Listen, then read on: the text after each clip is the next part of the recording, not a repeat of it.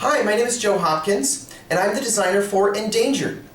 Endangered is published by Grand Gamers Guild. The art is by Beth Sobel and Ben Flores, and the graphic design is by Josh Capel. In Endangered, the players work together as conservationists trying to save a species from extinction. Endangered is a cooperative game, which means all the players win or all the players lose. Endangered plays 2 to 5 players and takes about 60 minutes. I'd like to show you how to play. Let's take a look. Here I've set up the game board. Endangered has many different scenarios. Each scenario represents a different species that the players are trying to save. For your first game, we recommend playing the tiger scenario. Each scenario comes with a setup card so you can see how the animals need to be set up, how many deforestation tiles start in the supply, as well as any offspring rules, destruction rules, and there's also easy, medium, and hard. I've set up the animals on the board. There are 8 animals out there. 2 of them are on the same space, here and here. We put 16 destruction tiles in the supply and return the rest to the box. For every scenario, you'll shuffle up the UN ambassadors and deal 5 of the blue UN ambassadors out here face down. And you'll shuffle and deal 1 of the gray-backed ambassadors next to them for a total of 6 UN ambassadors. Each player plays as a conservationist. Each player will take 1 of the character cards. They'll take that character's turn marker, 3 dice matching that character's color, and that character's 14-card deck. They'll also take the 2 specialty role cards that character has and choose 1 of them that they want to use for the game. They'll place that one onto their character card and put the other one back in the box. Each character's specialty role card has an ability that they can use during their turn, as well as a card that they start with in play. In this case, the TV wildlife host starts with fundraising. You're going to need to search through that deck and find that card and put it in play. In this case, fundraising is a once card. It happens 1 time. This card says each player gets $1 million. Since that happens once, you're going to do that and then put that card into the player's discard pile. Let's give everybody $1 million because that's what fundraising does.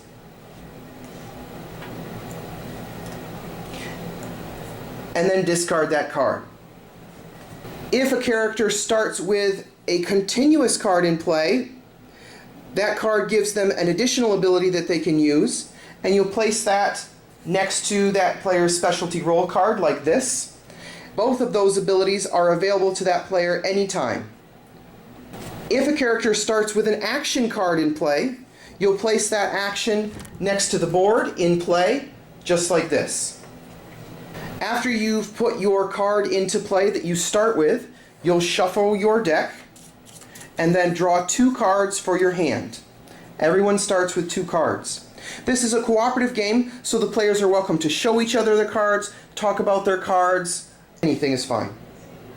Lastly, you'll put the year marker on year 1 and we're ready to play. In order to win the game, the players need to convince the UN to pass a resolution to save the species. During the game, you're going to be giving these green influence tokens to the ambassadors by using actions. Anytime that you place an influence token on an ambassador, you'll flip that ambassador over to see what it is. In this case, it's Germany. Germany says you'll roll 2 dice at the time of the vote. You'll take the greater die plus the influence that you've placed on this card, and that needs to be 8 or more. Right now, we only have 1 influence on Germany, so we won't be able to get them to be a yes vote. We're going to need to place more influence on them before the vote. The years that the ambassadors vote depends on how many players are playing. In a 5-player game, the ambassadors vote at the end of year 3 and the end of year 4. In a 2-player game, the ambassadors vote at the end of year 8 and the end of year 9. You get 2 chances to win the game.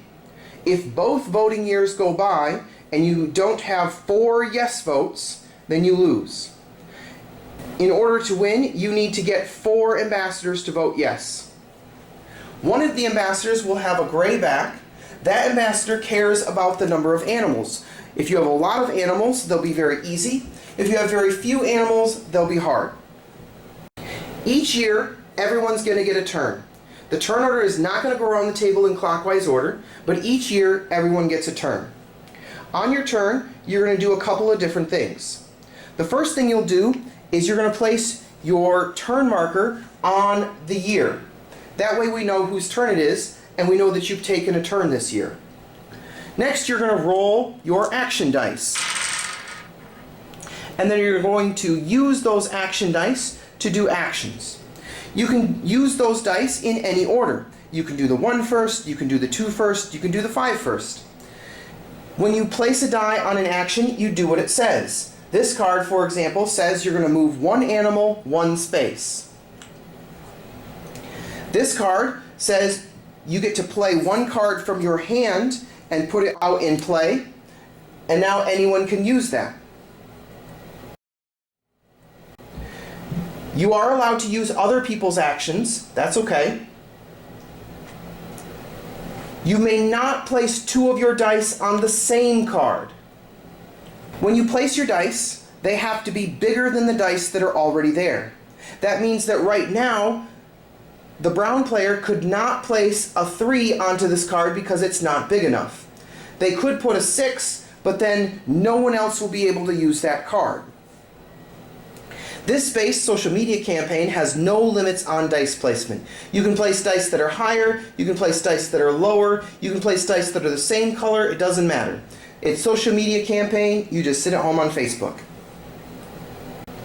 After you've placed your 3 dice and done your 3 actions, the next thing you're going to do is you're going to roll for an offspring. You're going to roll for a baby.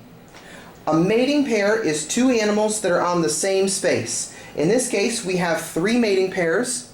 We always add 1 to that, and that's our target number. You're going to roll the orange offspring die, and you need to roll that target number or lower. In this case, I rolled a 4 or less, so I get an offspring, I get a baby. The offspring is going to go on an empty space adjacent to one of the mating pairs. You get to choose which mating pair has the offspring. Diagonal is not adjacent, only left, right, up, and down.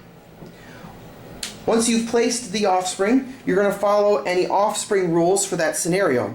In this case, for the tiger scenario, tigers are territorial. That means after a mating pair has an offspring, one of the mating pair will have to move to an adjacent space. If there isn't a place for that animal to move to, then it's removed from the board.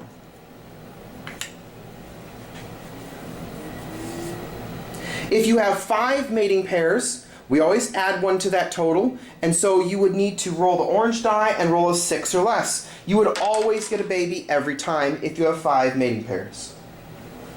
After you've rolled for an offspring, the next thing you're going to do is you're going to roll for a destruction tile. These are the deforestation destruction tiles. If you ever run out of destruction tiles and need to place another onto the board, then that means that you lose. That means there's not enough habitat left to support the species. The way that the destruction tiles are going to come out depends on the scenario you're playing. In this case, for the tiger scenario, you're going to choose a row or column that has an animal and roll the black destruction die to see where it goes. I'm going to choose column 2 because it does have animals. I can't choose column 1 because there's no animals there. Next, I'm going to roll the black destruction die to see where the destruction tile lands. In this case, I chose column 2. I rolled a 5, and so I place it right here. If a destruction tile lands on an animal, that animal dies. If a destruction tile lands on a destruction tile, they do not stack, they need to move. For example, if I chose this column and I rolled a 5 again, that destruction tile would need to move. It moves toward the nearest animal in that column that I chose. For example, I chose this column and I rolled a 5, so it would need to move toward that animal. After you roll for a destruction tile, the next thing you'll do is you'll play the top card of the impact deck. This deck represents the human impact on the environment. which is sometimes good, but mostly bad. You'll reveal the top card of the deck and you'll put it into play. There are two types of impact cards. There are instant impact cards and there are persistent impact cards. Instant impact cards, you do what it says and then you discard the card. This one says, this triggers a variety of persistent impacts. If 0 persistent impacts are triggered by this card, then draw and resolve the next impact. We don't have any persistent impact cards yet, so I'm going to need to discard this because it's an instant, and then I'll play the next card. This card is a persistent impact. It's going to trigger the next time that a tiger sighting card comes out. Since it's a persistent impact, it's going to stay in play until the players figure out a way to get rid of the card. You could use your volunteer to get rid of the card by using that action, which would get rid of that persistent impact, but it would also get rid of your volunteer card. If you ever run out of impact cards, you'll simply shuffle the discard pile back into the deck. At the end of your turn, you'll draw a new card from your deck and add it to your hand. There's no hand limit. You can have as many cards in your hand as you like.